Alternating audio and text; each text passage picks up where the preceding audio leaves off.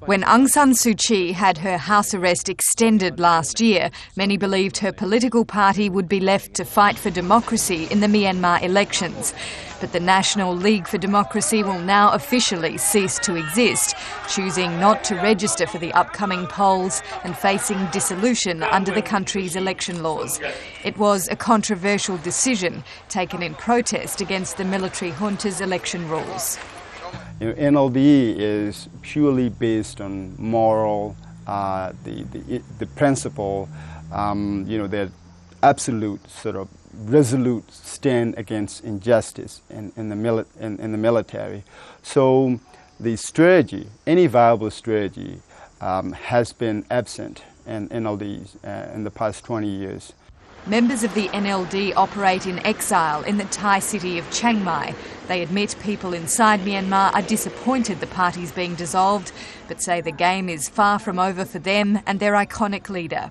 The few NLD members will form the political party, but their intention, their patronage and their leadership, they recognize it's Aung San Suu Kyi is their leader, no matter what.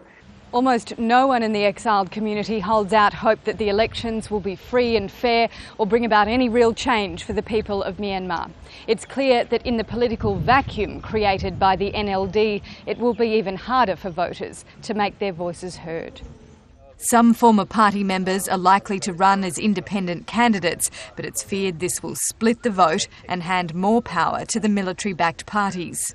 There won't be any potential opposition if NLD is not running in elections.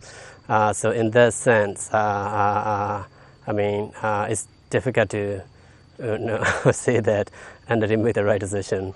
A plan to turn the NLD into a charitable organisation has also been met with scepticism. NLD is not a social organisation, it is a political party.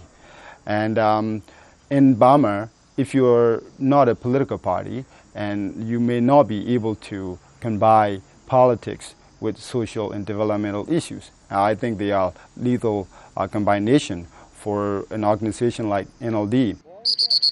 Conflict also looms between the army and the country's armed ethnic groups, which have refused to transform into border guard forces.